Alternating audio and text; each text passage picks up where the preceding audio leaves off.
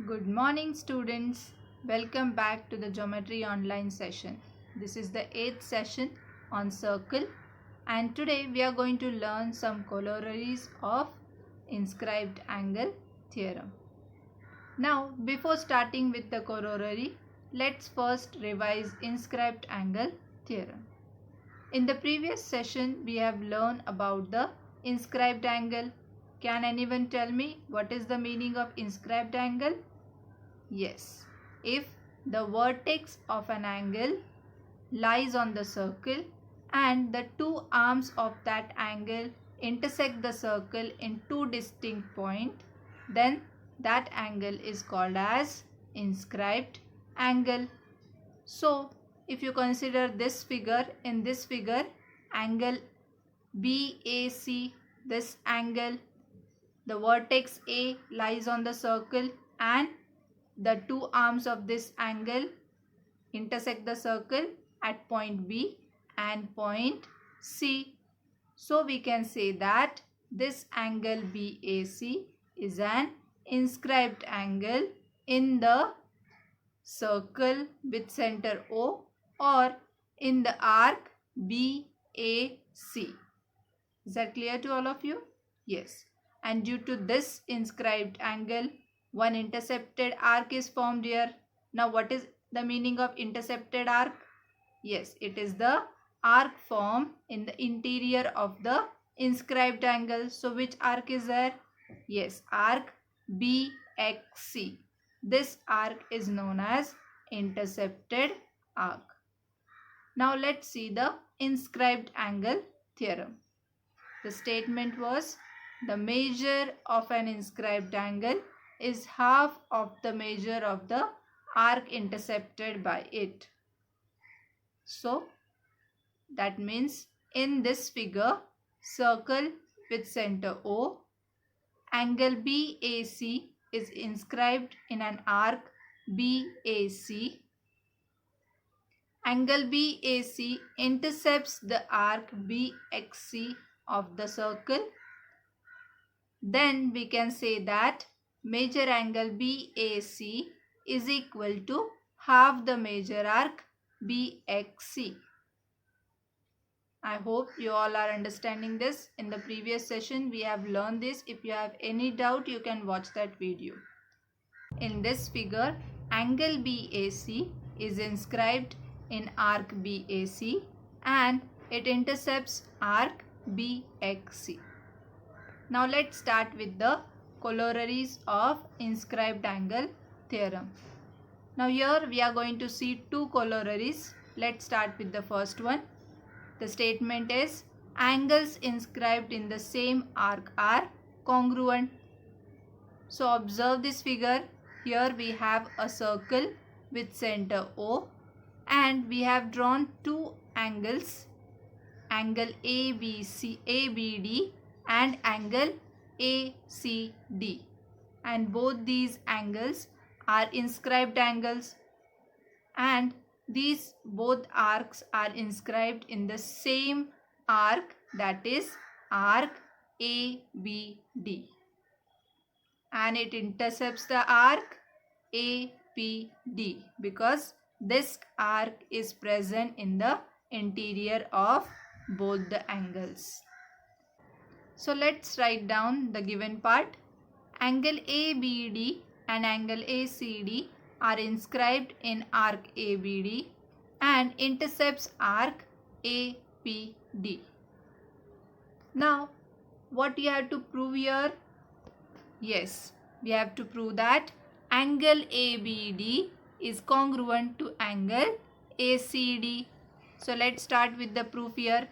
So here what we can write, angle ABD is an inscribed angle, and we have learned just now inscribed angle theorem, which says that the measure of inscribed angle is half the measure of arc intercepted by it.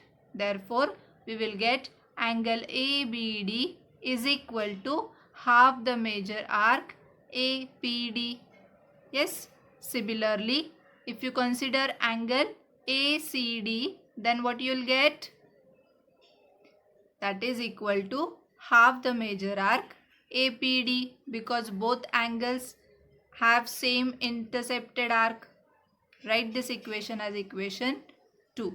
And what reason you will write here? Yes, inscribed angle theorem. If you observe equation 1 and 2, you will find that both equations have same right hand side. That means their left hand side must be equal. Therefore, we can write here angle ABD is congruent to angle ACD.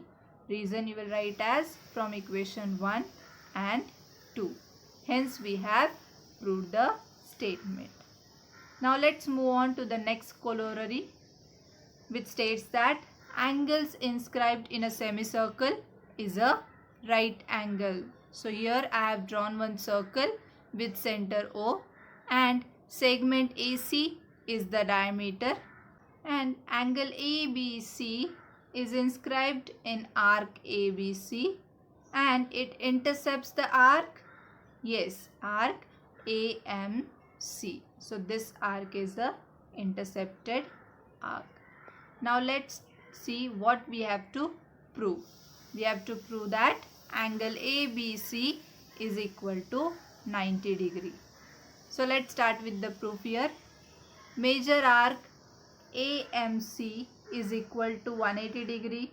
Why this arc is 180 degree? Because it is a semicircle, and we know that measure of a semicircle is 180 degree.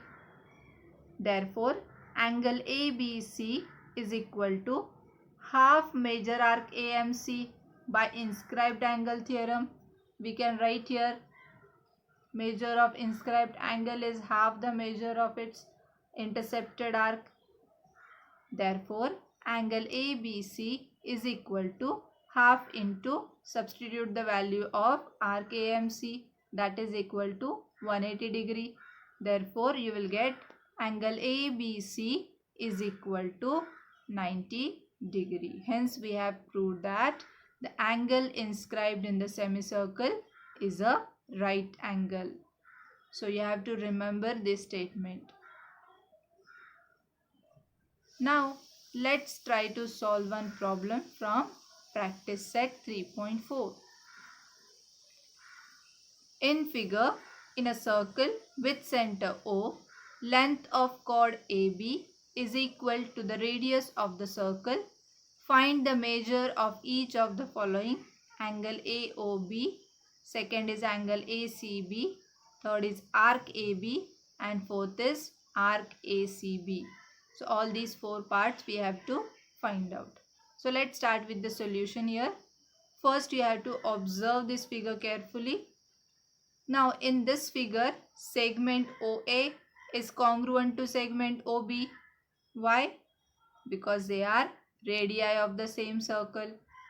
And chord AB is equal to the radius. It is given in the question itself. That means if you consider this triangle AOB, you can write here segment AB is congruent to segment OA is congruent to segment OB. Yes, therefore we can say that triangle AOB is a equilateral triangle. Now we know that in equilateral triangle each angle is of 60 degree. Therefore we can write here angle AOB is equal to 60 degree, angles of an equilateral triangle. So we have found out the first answer. Now let's see the second one. The measure of an angle subtended by an arc at the point on the circle is half of the measure of the angle subtended by the arc at center. It is nothing but the inscribed angle theorem. Just we have put it in different words. So what does it mean? That it means that angle AOB is equal to 2 times angle ACB, because we know that central angle, measure of central angle is equal to the measure of minor arc. So here AB is the minor arc. So major arc AB is equal to major angle AOB, and angle ACB is the inscribed angle here. So this one will be half the measure of arc AB. Therefore, we get here angle AOB is equal to angle 2 times angle ACB. Now substitute the value of angle AOB. You will get 60 degree is equal to 2 times angle ACB. Shift this 2 to the other side. You will get angle ACB is equal to 60 upon 2, that is equal to 30 degree. Now let's see the third one. You have to find out major arc AB. Now we know that major arc AB is equal to angle AOB by the definition of measure of minor arc. Therefore, major arc AB is equal to 60 degree. Now, last part we have to find out major arc ACB. So, how we can find this? We have to add these two.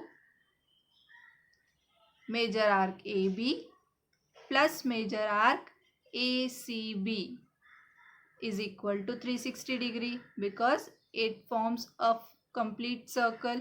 So major of a complete circle is 360 degree. Now substitute the values here. Major arc AB is 60 degree. So you will get here 60 degree plus major arc ACB, that is equal to 360 degree. Therefore, major arc ACB is equal to 360 degree minus 60 degree, that is equal to 300 degree.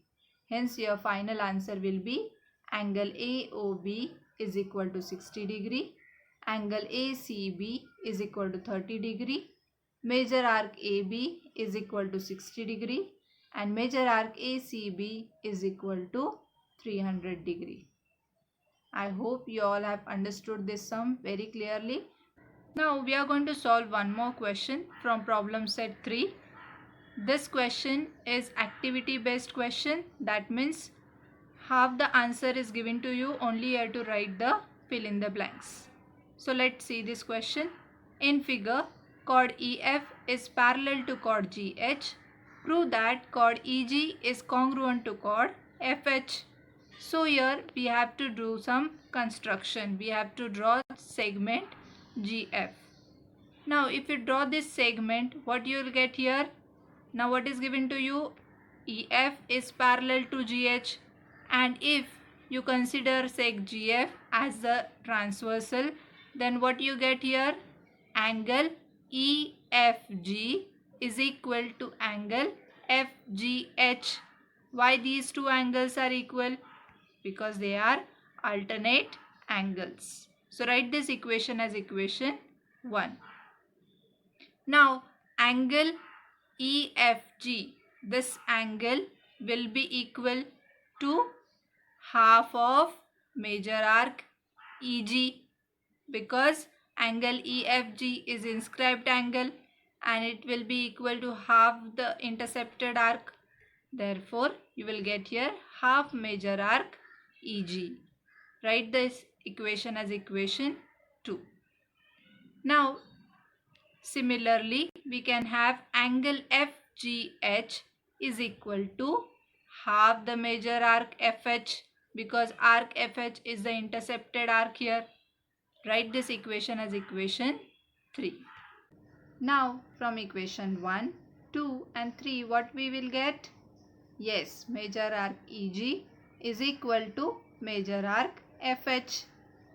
If you observe this figure carefully, you will find that chord EG corresponds to chord arc EG and chord FH is corresponding to chord arc FH. That means these two chords are corresponding chords of these two arcs. Therefore, if these two arcs are congruent, then their corresponding chords will be also congruent. So you'll write here chord EG is congruent to chord FH. Reason you will write as corresponding chords of congruent arcs. So this was very simple sum. Only you have to write the fill in the blanks. What we have learned today. So you have to remember all these statements. First statement we have learned is inscribed angle theorem.